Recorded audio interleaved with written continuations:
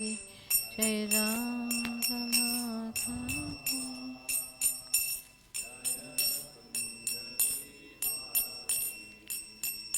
Jai Radha Madhava, Jai Kunja Bihari, Jai Radha Madhava, Jai Kunja Bihari, Jai Gopi Jana Vallabha, Jai Girivaradhari, Jai Girivaradhari, Jai Gopi Jana Vallabha.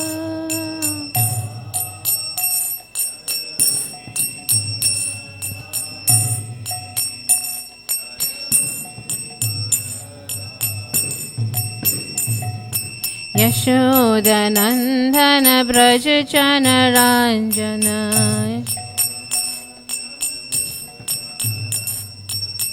Jamuna Tira Vanachari,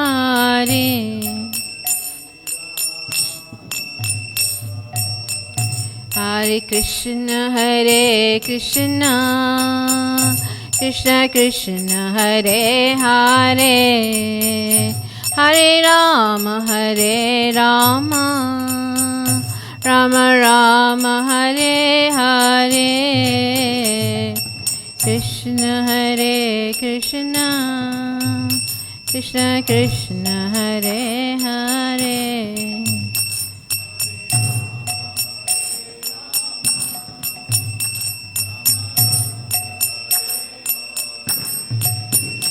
Hare Krishna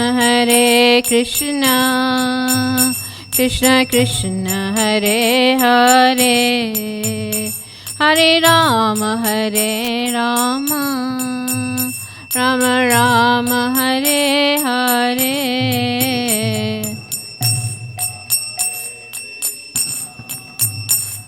Hare Krishna Hare Hare Rama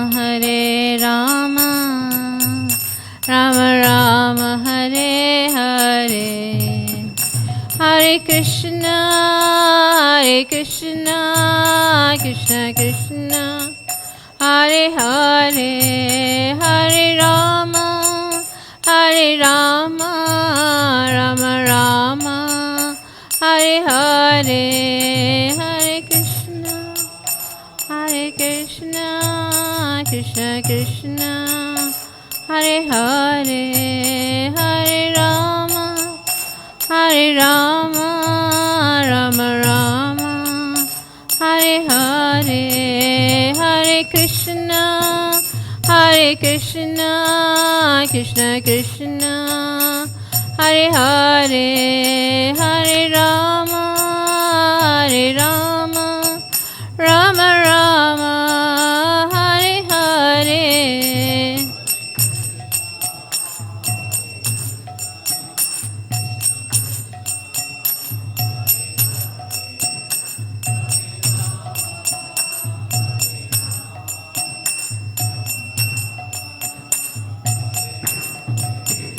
Jaya Prabhupada Jaya Prabhupada,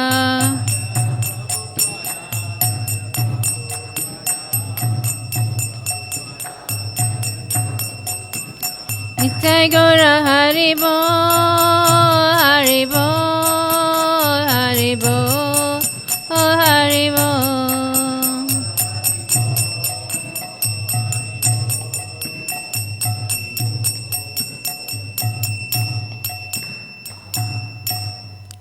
Prabhupada ki jai.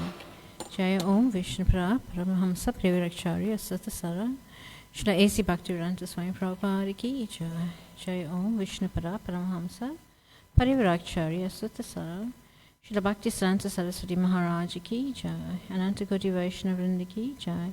Namacharya Shri Haridas Thakur ki jai. Prem se kaho Shri Krishna Chaitanya Prabhu Nityananda Sri Advaita Gadadhar Shri Sari Gaura Bhaktivinoda ki jai. Shri Shri Radha Radhanath ki jai. Shriman Mahaprabhu ki jai. Shri Giriraj Govardhana ki jai, Srila Prabhupada ki jai, Go Premanande, Hari Hari Bo. All glories to the assembled devotees, Hari. All glories to the assembled devotees. All glories to the assembled devotees. All glories to Shri Shri Guru and Shri Gauranga. All glories to Srila Prabhupada.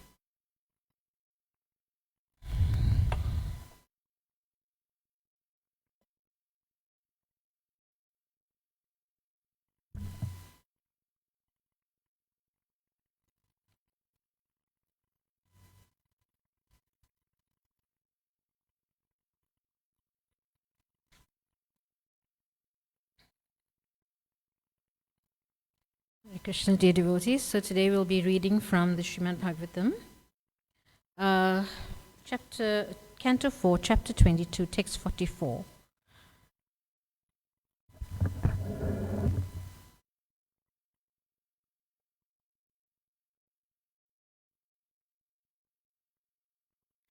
Pranadhara Sutha Brahman Grihascha Sa Parichadaha Rajyam Bhalam Mahikosha Iti Sarvam Niveditam Pranadhara Sutha Brahman Grihascha Sa Parichadaha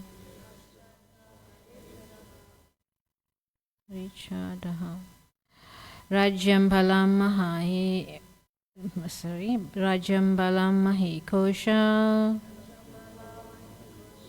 Iti Sarvam Nivedatam Pranadhara Sutha Brahman Grihascha Sa Prachidata Rajyam Bhalam Mahikosha Iti Sarvam Niveditam. May I repeat?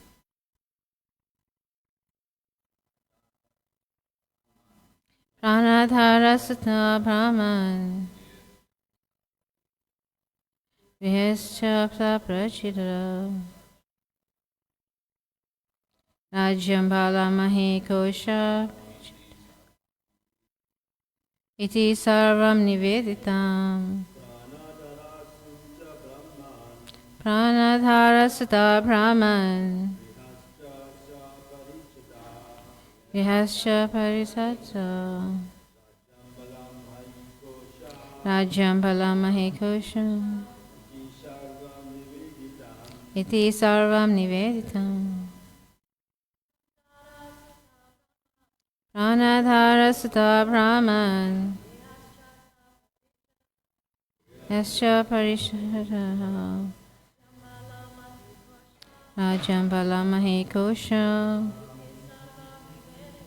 Iti Sarvam Niveditam. So we'll do the word for word. Prana, life. Dhara, wife. Sutta, children.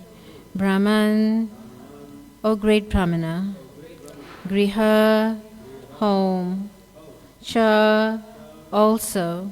Sa, with. Parichada, all paraphernalia.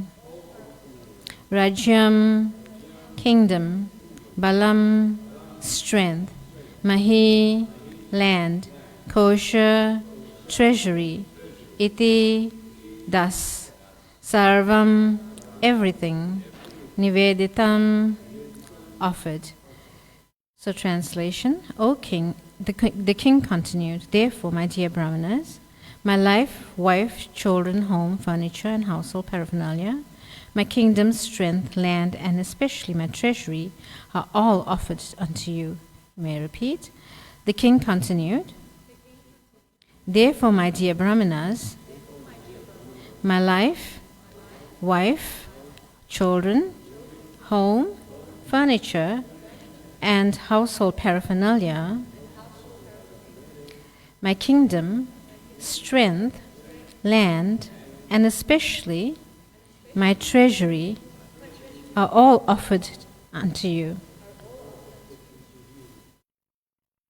Prabhupada, by His Divine Grace, A.C. Bhaktivedanta Swami Prabhupada. In some readings, the word dhara is not used, but the word used then is raya, which means wealth. In India, there are still wealthy persons who are recognized by the state as raya. A great devotee of Lord Mahaprabhu, was called Ramananda Raya because he was a governor of Madras and very rich. There are also many householders of the title Raya, Raya Bahadur, Raya Chaudhary, and so on. The dhara or wife is not permitted to be offered to the brahmanas. Everything is offered to worthy persons who are able to accept charity, but nowhere is it found that one offers his wife. Therefore, in this case, the reading Raya is more accurate than dhara. Also, since Pritha Maharaj offered everything to the Kumaras, the word kosha, treasury, need not be separately mentioned. King and emperors used to keep a private treasury which was known as Ratna Bhanda. The Ratna Bhanda was a special treasury room which contained special jewels such as bangles, necklaces, and so on, which were presented to the king by the citizens. The jewelry was kept separate from the regular treasury house, where all the collected revenue were kept. Thus, Pritha Maharaj offered his stock of private jewelry to the lotus feet of the Kumaras. It has already been admitted that all the king's property belonged to the Brahmanas and that Prithu Maharaj was simply using it for the welfare of the state. If it were actually the property of the Brahmanas, how could it be offered again to them? In this regard, Shripad Sridhar Swami has explained that this offering is just like a servant offering the food to the master, and the food already belongs to the master, for the master has purchased it, but the servant, by preparing food, makes it acceptable to the master and thus offers it to him. In this way, everything belonging to Prithu Maharaj was offered to the Kumaras. Om Jnanatimirandhasya Gyananjana Shalakaya Chakshurunmilitam Yena Tasmai Shri Guruve Namaha. Shri Chaitanya Manobhistam Sapitam Yena Bhutale Swayam Rupa Kadamaya Tadati Swapadantikam. He Krishna Karuna Sindhu Dinabandhu Jagatpate Gopesha Gopika Kanta Radha Kanta Namastate Tapta Kanchana Gaurangi Radhe Vrindavaneshwari Vrishabhanusate Devi Pranamami Hari Priye Vanchakalpatarubhescha Kripasindubhevacha Patitanam Pavinebhyo Vaishnavebhyo Namo Namaha. Jai Shri Krishna Chaitanya Prabhu Nityananda Sri Advaita Gadadhar Shiva Sadi Gaura Bhakta Vrinda. Hare Krishna Krishna Krishna Hare Hare Hare Rama Rama Rama Hare Hare. So, dear devotees, we see that in this verse, offerings to the Brahmanas and His Holiness Swayam Bhagavan Keshav Maharaj spoke extensively on this and how that we should not offer the spiritual master our remnants. Basically, the spiritual master offers his remnants to us, and he quoted Prabhupada, how Prabhupada once gave the disciple some of his remnants, and without knowledge, the disciple gave it back to Prabhupada, right? So in this way, we should not offer our remnants to the Brahmanas or to the Lord, like this, or the spiritual master. So here we see that Sridhar Maharaj is explaining that about the servant. The servant offers food to the master, but the master owns the food anyway, right? He just makes it palatable for the master to eat, and then he cooks it and then he offers it back to the master. It's something like how you have a child, a parent and child, and the parent gives some Lakshmi to the child, like spending, and then the child takes the money and he goes and buys some sweet or whatever, and he offers it back to his parent. Now, the parent doesn't really require it. He gave it for the child's pleasure, but the child offers it back to the parent, and that is out of love, right? Because we own nothing, we cannot offer anything to Krishna, because Krishna owns everything, and we came here with nothing. We're just using the facilities that material nature has given us, coming from Krishna, and we're offering it back to Krishna. So in this way, we basically we have to offer like this, because Krishna states that one should offer him with love and devotion, a leaf, flower, fruit, or little water. Patram pushpam phalam toyam yome bhaktya prechati. Right? So in this way, we offer to Krishna like this. So we find that in Hinduism mostly, people do offerings to the Lord, and most of them do offerings. So here Prabhupada is making the point that one should not offer one's wife to the Brahmanas. Right? That's very clearly mentioned over here. We should not offer. So certain things are not offerable to the Lord, right? And especially those things which are in the mode of ignorance. So we see that, like tea, coffee, cigarettes, alcohol, meat, like that is not offerable to the Lord or the demigods, right? So in this way, this is the mode of ignorance, and this can result in reactions, one getting reactions for offering like this. So we find that in Hindu customs, during Pitarpaksh and, or people do Shraddha ceremony for the ancestors, and some of them, they actually, offer these things. Because whilst the person was living and he was engaging in sinful activities and taking alcohol and cigarettes and eating meat, so they offer these things to the deceased or during Pitarpaksh. Now this is very, very detrimental to the soul, right? If one offers like this, because what is meant to be offered, especially during Shraddha ceremony, is pure rice, like rice, cooked, and some sesame seed mixed in, and some gur maybe, and some nuts like this. So this is called pinda, right? And it's made into balls, and this is offered to the Lord. And when this is offered to the Lord, then the ancestors, they get the benefit, whatever hellish condition they are in, they basically come out of that hellish condition. So now just imagine, right, the family of the deceased have no knowledge, and most of them do this out of ignorance.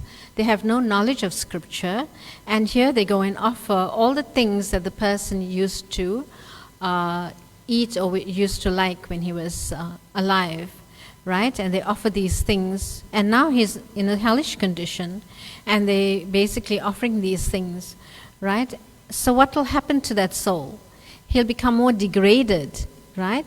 In the Bhagavatam, or in the Bhagavad Gita 7:10, it is being described, things that in the mode of ignorance that should not be worshipped, should not be offered to the Lord. And this is yatha yamam, gatam rasam. So this is like food that is cooked more than 3 hours, right? And gatha rasam, food that which has no taste, is tasteless. And putti pariyushitam, food that is decomposed, like this, right? And vachistama and chamedium, basically these are like putrid food which cannot be offered to the Lord, right? And it's unofferable. So and Prabhupada in the verse says bhojam tamasik priyam, these types of offerings are in the mode of ignorance. So so we should not do like this, right? We should offer sattvic food. And the best thing to offer during Pitarpaksh to the ancestors is Mahaprashadam. You come to the temple and you do an anadan, you get Mahaprashadam, and you offer this Mahaprashad to the ancestors, and they will make leaps and bounds of spiritual progress, right? So, most of our family members, basically, may not be devotees, and they may be in hellish condition in that, when someone takes alcohol, for example, that's a sinful activity. So what happens to that person after death? I'm talking about an ordinary person, taking alcohol. What happens to the person after death? He goes to the hellish regions, and there it is described that Yamaraj stands on his chest and he pours in his mouth molten hot iron, right? He pours into his mouth, down his throat. So if your family member who was an alcoholic and you are basically he's in this condition where Yamaraj is pouring more molten hot iron down his throat, right? And you offering on his ceremony day, you offering liquor, what's going to happen to him? Yes, Ravindra? More molten iron will be poured into his mouth, right? You go straight in hell. Yeah, it's already in hell, where Yamaraj is pouring this molten hot liquid into his mouth, iron basically. Right? So it's a more suffering condition. And then, say suppose one of your ancestors, your family members now, they love to eat meat, right? And KFC, right? They love to eat meat. What will happen? They go to a hell called Kumbhipaka. And there, you're put into boiling oil, alive basically. You put into boiling oil. So, this is like Yamaraj's fried chicken or soul, right? Human being, jiva, right? So this is what's going to happen, that you actually go to this hellish condition. We normally don't talk about the hellish condition because it doesn't actually apply to devotees. Devotees are, on the path back home, back to Godhead, and therefore we don't talk about these hellish planets. In the Bible, it is said that they talk about brimstones and, basically, Shishi Radha Radhanath Ija. Yeah, and they describe hell as so hot, that you cannot actually stay there. So, they talk about brimstones and stuff. But here in the Bhagavatam, it is actually given for each specific sin you do, you go to a specific hell, and you are given, a due punishment like this. And this is, so each hell has a name also, right? Like Tamishra, under Tamishra, like this. Raurava, where the dogs pull you apart, So there's so many types of hellish conditions that one goes through, right? And so we see like this. So now if we offer this pinda or we offer sattvic food to the Lord, then the ancestors, they get benefit from that, right? So we should not offer all these abominable things, especially during Pitarpaksh, because I know most people do like this. coming from a Hindu background, and I know they do this. So you're actually putting your ancestors more into hellish condition, right? So it's better to follow scripture, read Bhagavad Gita, read Bhagavatam, right? And some people buy the Bhagavatam, they give a donation, they buy a Bhagavatam, but it's kept on the mantelpiece, it's kept for show. They do not read it. So if you do not read it, how are you going to get knowledge? You need to read and get more deeper into your scriptures and know what is actually meant of you as a human being, right? So so basically we should offer pinda, right? We should offer Mahaprasad to the ancestors for their soul to be elevated from a degraded condition, like this. So, and here Prabhupada mentions another term called raya. Raya means wealth. And this brings to memory from the Chaitanya Charitamrita, Ramananda Rai. Ramananda Rai, he was very wealthy, and he was also a governor of Madras in the south, right? And when Lord Chaitanya went touring, then he went to South India, and Sarvabhauma Bhattacharya, he told the Lord, you have to go and meet this person, Ramananda Rai. You have to meet him. Because he's like such an exalted personality, such an exalted devotee. You have to meet him. So the Lord went to meet him.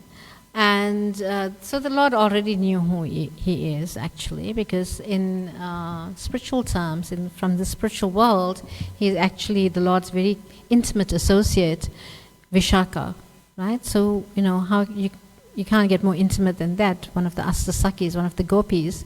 So the Lord already knew. And then, but now he's in a male form, and he's a governor, and, so the Lord went to his home, and the Lord asked him, can you tell me something spiritual, and what is the goal of life, basically? So so the Lord asked him the question, what is the goal of life? And here Ramananda Rai, he's giving different answers, and then he says, yes, the aim of life is to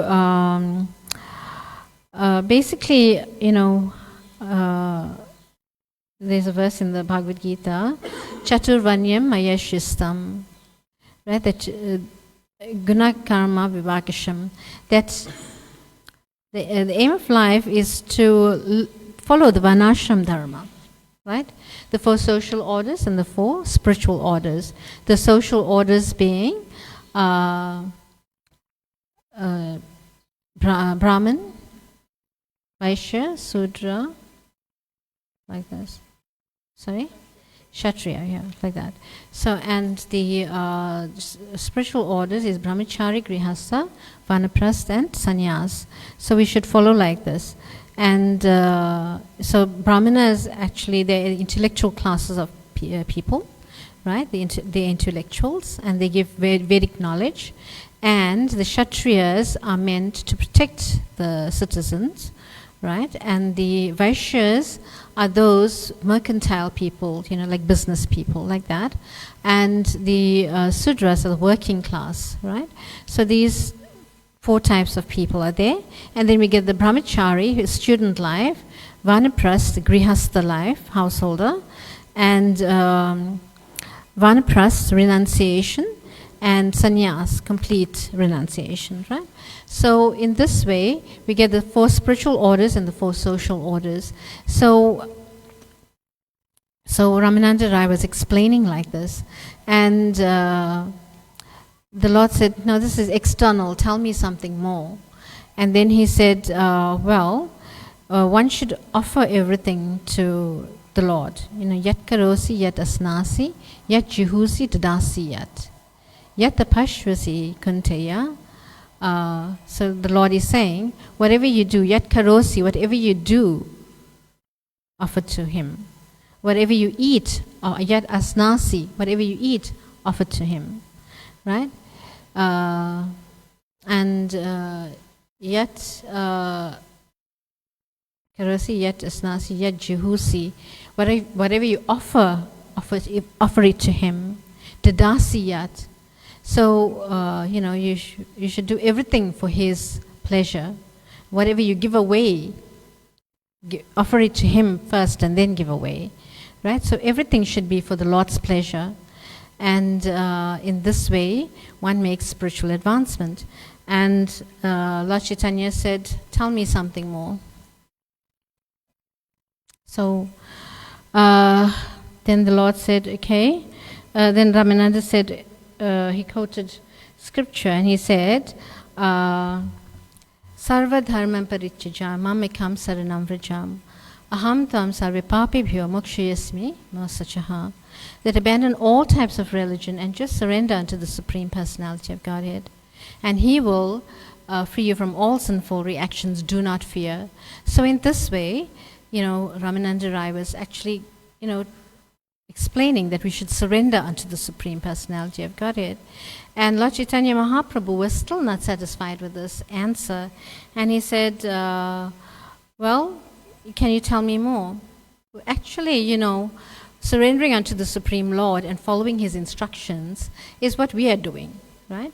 We are surrendering to Krishna. We are following the rules and regulations of Scripture, like rising early in the morning, attending a Mangal Aarti, chanting our rounds, 16 rounds of japa daily, and offering our food to Krishna, doing Aarti, Archanam.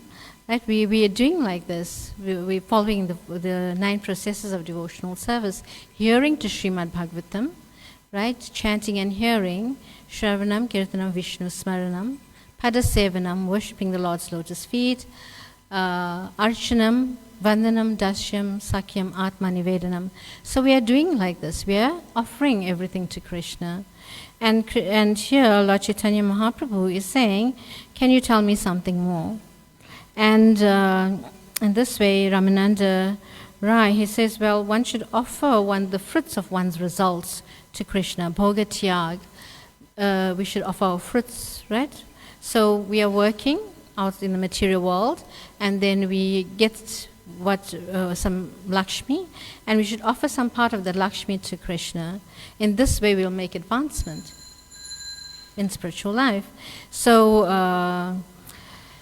the Lord wasn't really satisfied with this, and he said, can you tell me something more?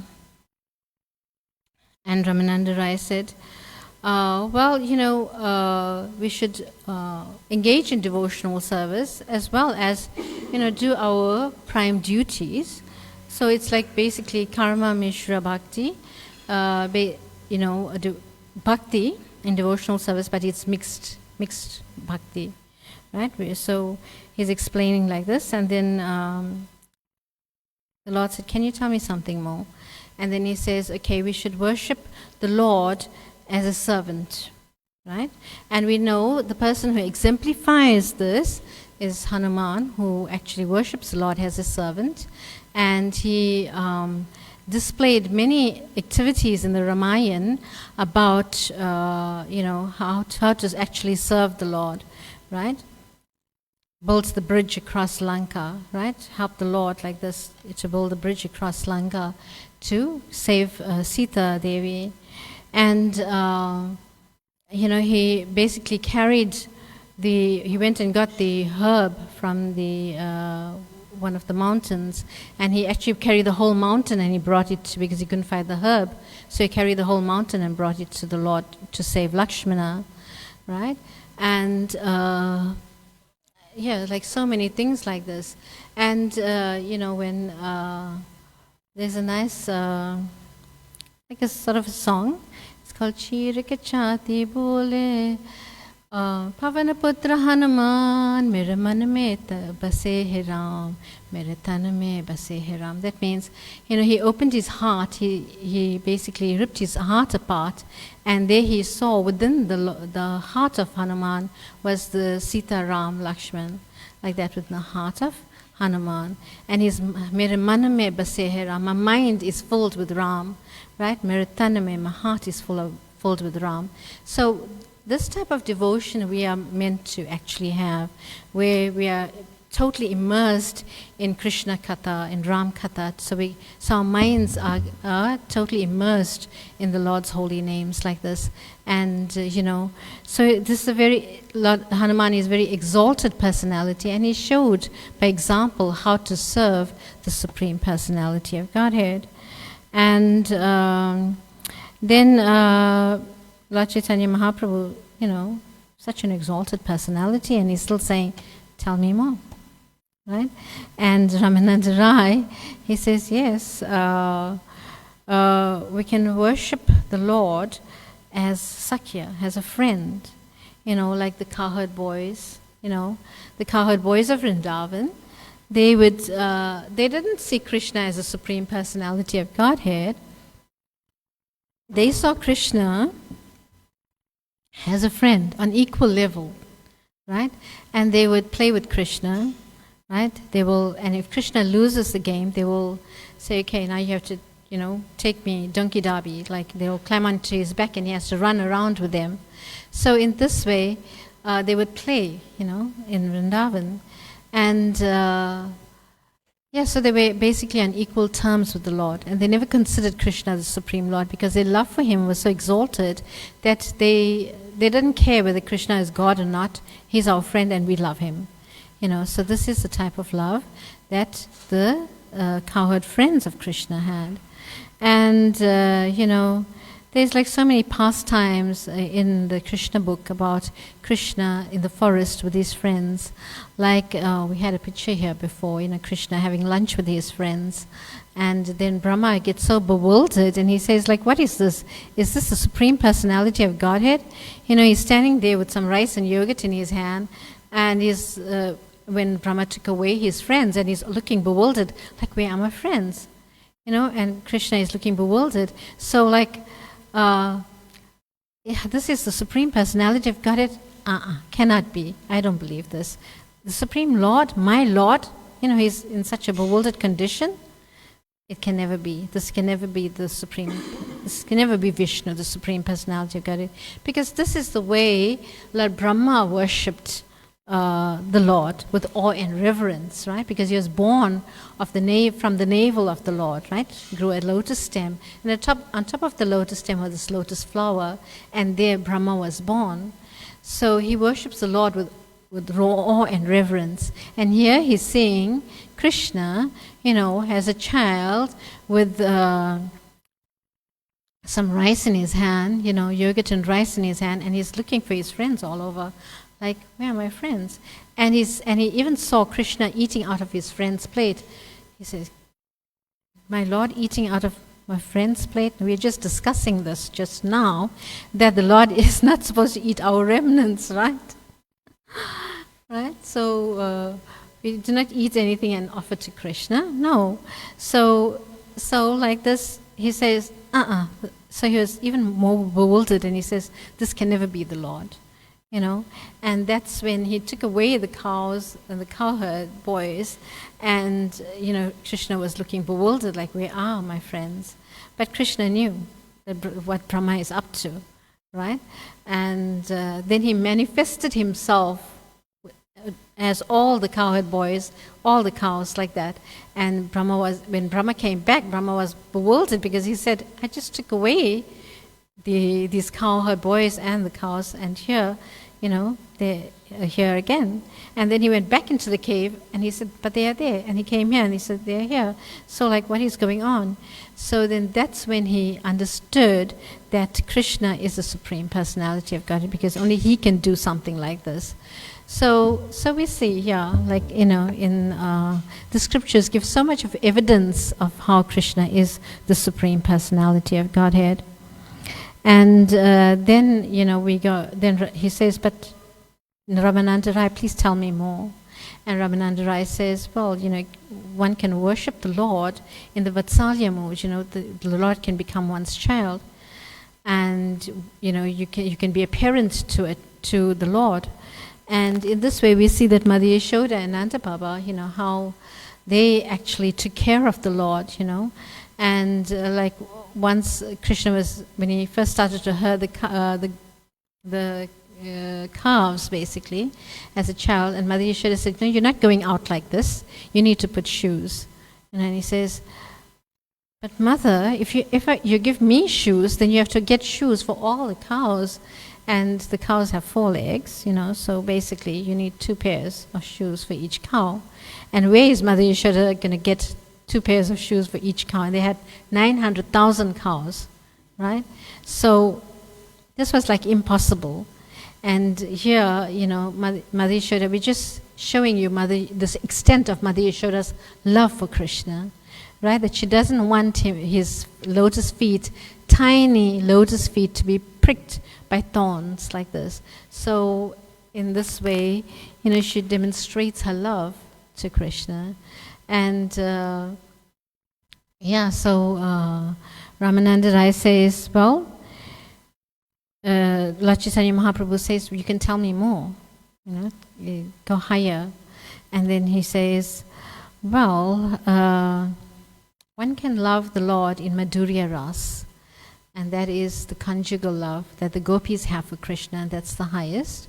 And the topmost gopi is Srimati Radharani.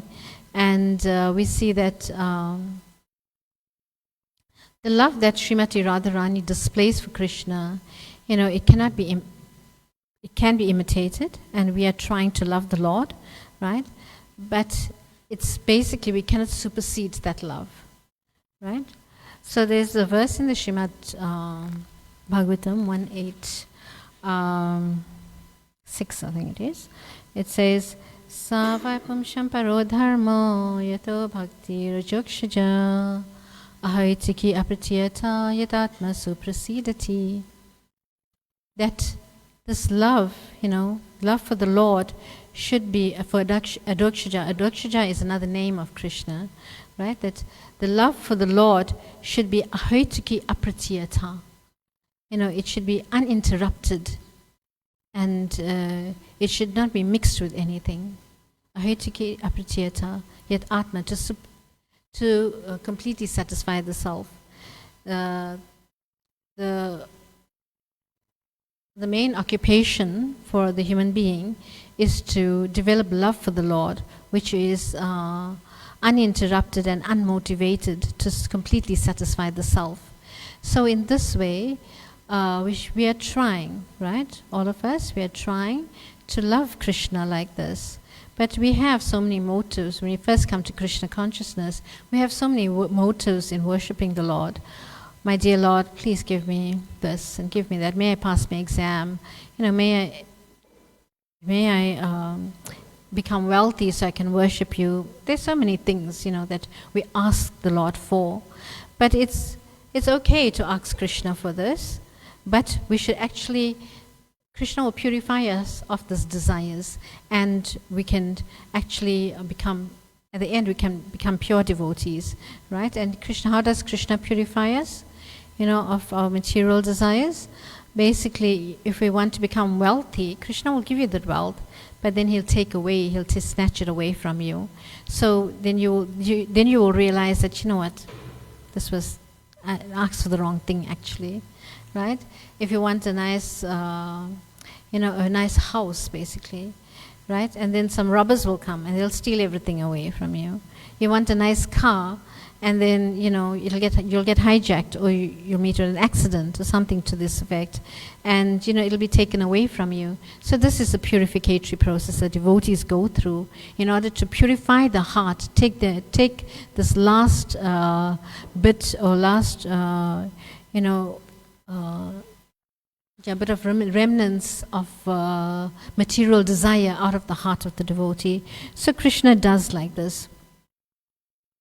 Krishna does like this, that he purifies the devotee, so that when we come to him, we come with no motivation, and ahaitiki apratiyata, that our hearts be cleansed of all these material desires, like that. So Krishna does like this, and then devotee wonders, like, why is Krishna doing this to me? Why?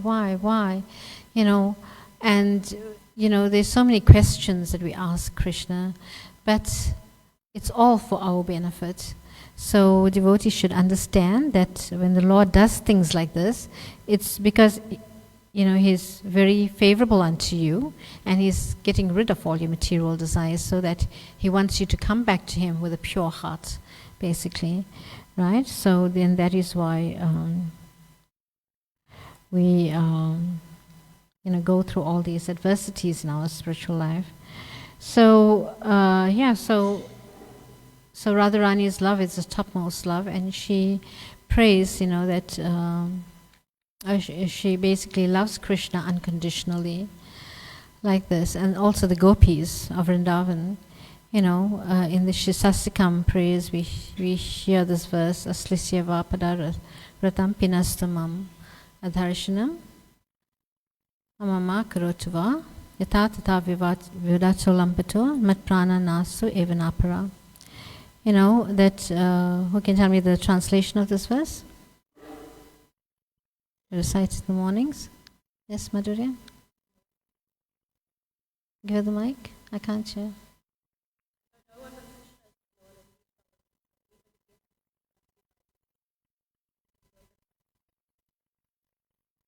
He's completely to do anything and everything for his mom, unconditionally. Yes.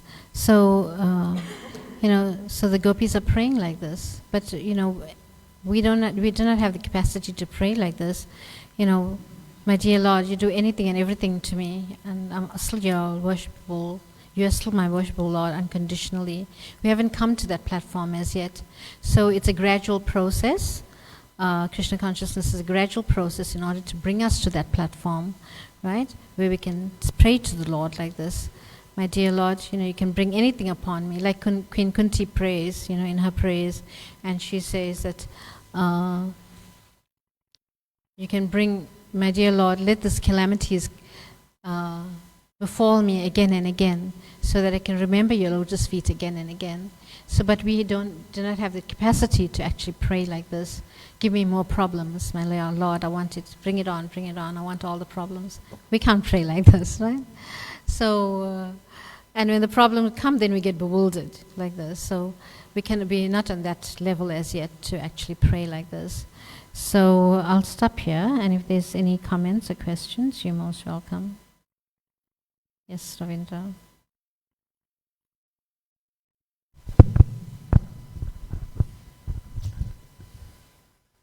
Hare Krishna. So I just want to ask one question.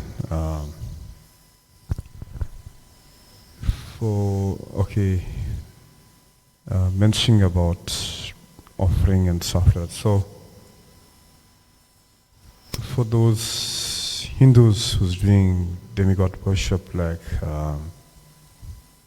Hanuman Jayanti and Shivaratri or Ganesh prayers or something. So can you give an idea like how they should offer? Should they offer to Krishna first, or they should offer to Krishna first and offer to the demigods, or how it works? Yeah, that is best, is to offer to Krishna first, because Krishna says in the Bhagavad Gita as well that this type of worship is wrong. The worshipping the demigods is a wrong type of worship. We should worship him exclusively first, and then offer the remnants to the demigods, like this. So in this way, the demigods will be pleased, and everyone else will be pleased.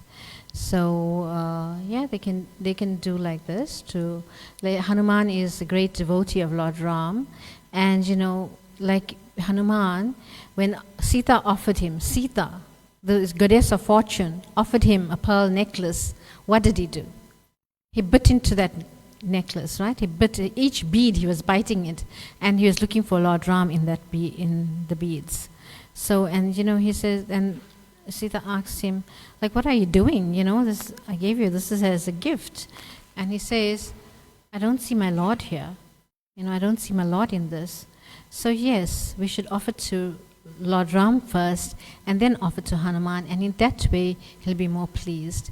Even to Lord Shiva, we should offer to Krishna first because that's his Istadev, the Lord, right? And then offer to Lord Shiva, like this. So in this way the demigods are pleased and we are pleased as well. We become pleased in that way. So yeah, just this one example of Lord Hanuman and how he was basically looking for his Lord in the pearls that Mother Sita had given him. So, in any offering, if we offer to Lord Hanuman first, he won't accept it. He won't accept it because he wants the prasad of Ram, like that. So we should offer to the Supreme Lord first. Yeah, so that will give me a clear idea, like to speak to people who wants to know things. So it's better learn it from that devotee. Yeah, so you can explain to them like this, and you can explain to them of how Lord Hanuman and how when Mother Sita gave him the pearl necklace and how she offered it to him, but he was looking for Lord Ram in it. So this one example you can give, and in that way you can make, and it'll make sense to them. Yes, that I should offer everything to Krishna. Yeah. Srimad Bhagavatam ki jai, Srila Prabhupada ki jai, Go Premanande, Hari Hari Bol.